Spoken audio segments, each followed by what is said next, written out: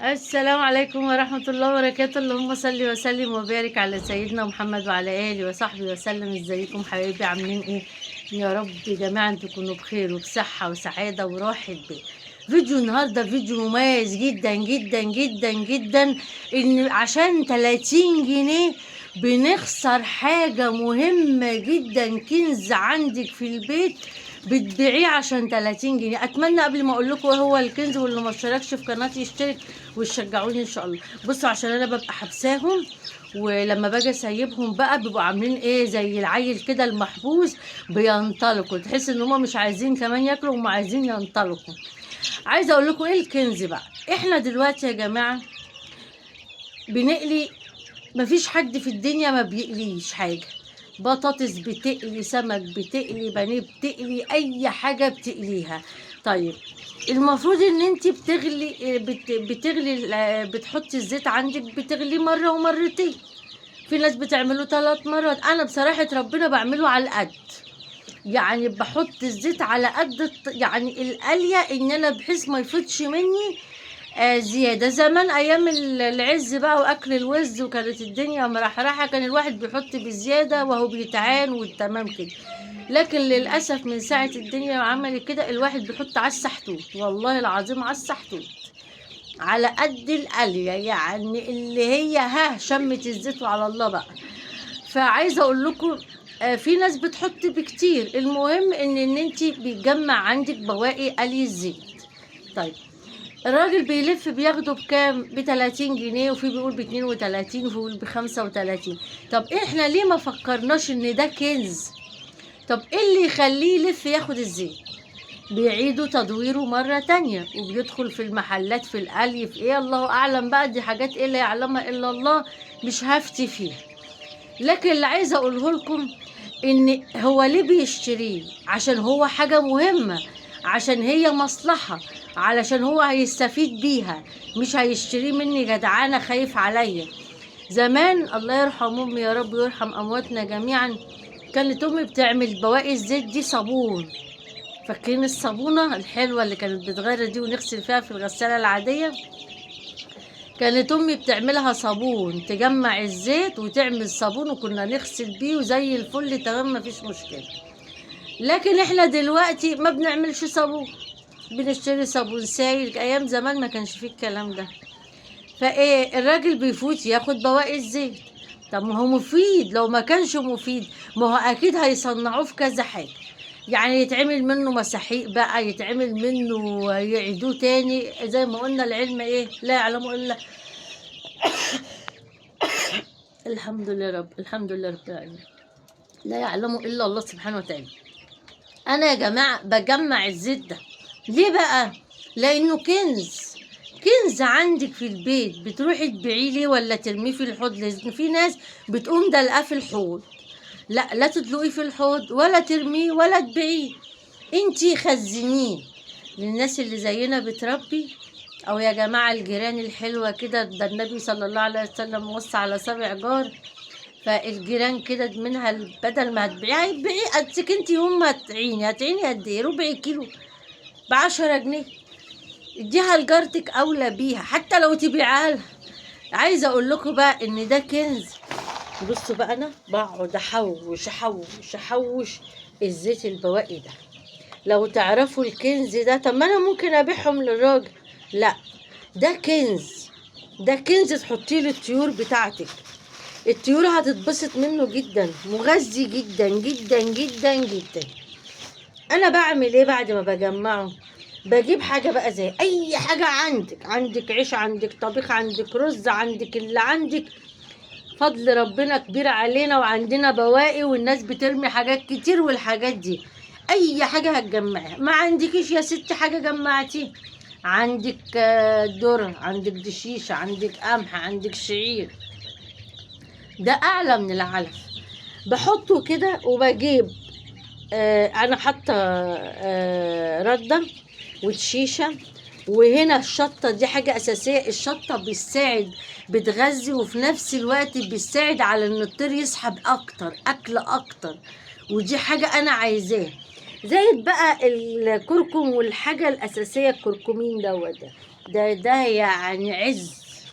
الكركم ده من الحاجات، ده عاملين منه قراص وعاملين منه حاجات كتيرة جدا، لان هو مفيد جدا جدا جدا لينا كبني ادمين.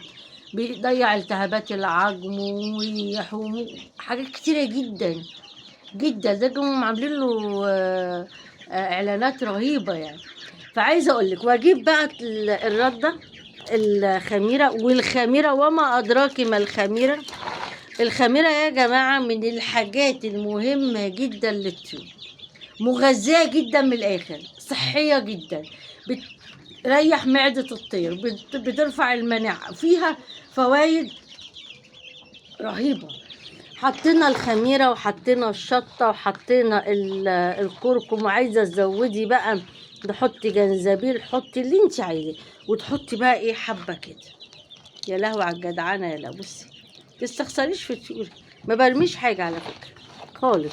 وتعملي كده، تخلطي كله على بعضه، واكلي بقى الطيور، اكلي بقى وغذي طيورك. الاكله دي تقولي لي علف اللي انت هتاكليه لها، علف اللي انت هتاكليه لها. ده انت اديتيهم بروتين وفيتامينات ومقويات وكل حاجه، مش عشان 30 جنيه انا اخسر وما احطش في طيور. بحط لهم ذره كمان.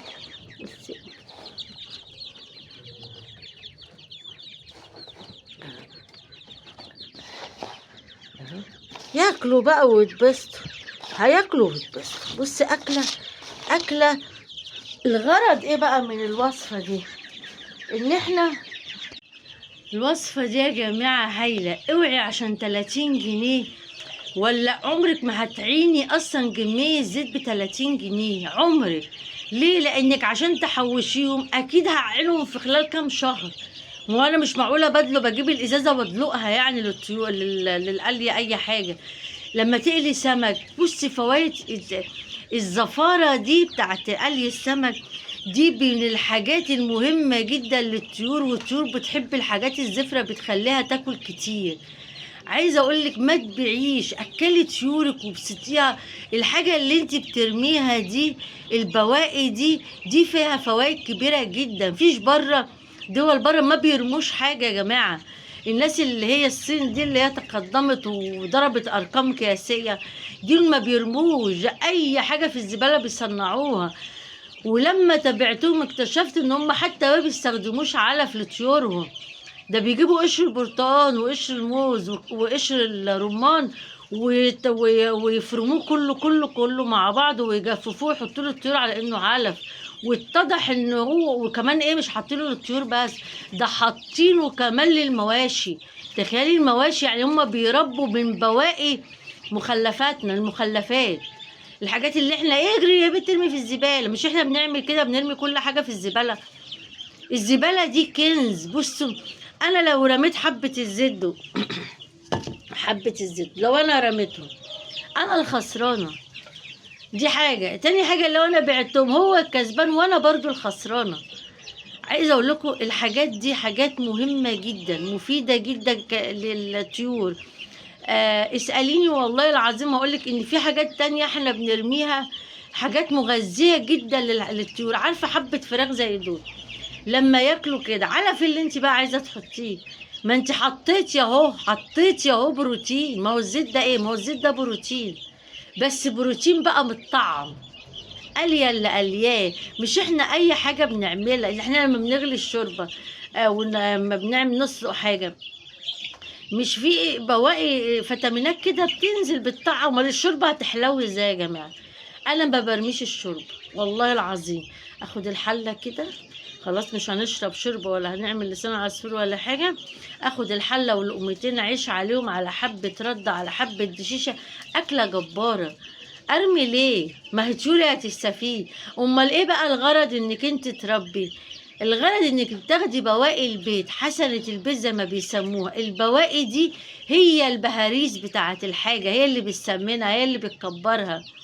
انا بقالي فترة بحطش علف من قبل دخلة العيد، ما المحلات قفلت. انا بحط علف للبط الصغنن ده اول 10 ايام، اقسم بالله يعني هو فعلا المرة دي انا انظلم معايا لاني ما جبتش علف. انا عندي ردة وشيشة وقمح وشعير، والله العظيم ما بحط. عمالة لملم لملمي وحطي الحاجات دي يا جماعة، بتربي وبتكبر. هو اهالينا زمان حد سمع ان كان فيه العلف؟ انا ما اعرفش، سمعته على كبر. مش اهالينا دي كانت بتربي برخص التراب ويلموا حسنة البيت، وتلاقي الحاجة اسم الله اكبر بتكبر معاهم زي الفل. عايزه اقولك اوعي ترمي حاجه، اللي انت بترميه اعرفي ان هو ليه فايده، لان في غيرك بيشتريه. عارفه لو انت بترميه او ما حدش بيقولك بيعهولي، يبقى هو ما فيش فايده، يبقى انا ما استخدموش، ارميه انا كمان. لكن بما ان هم كل يوم بيلفوا عليه في الشوارع، يبقى هو حاجه مفيده جدا. صح ولا انا غلطانه؟ اللي انت ترميه غيرك مستفيد منه. فنصيحه مني لوجه الله، وانتوا اكبر من ان انا انصحكم، حطوا الحاجات دي لطيوركم وشوفوا النتيجة ايه وقولوا. اتمنى بقى ان انتوا تكون بتعجبكم فيديوهاتي، وبشكركم وبشكر كل اللي بيشترك في قناتي وبيدعمني. ربنا يا رب يبارك لي فيكم ويديكم الف صحة وعافية.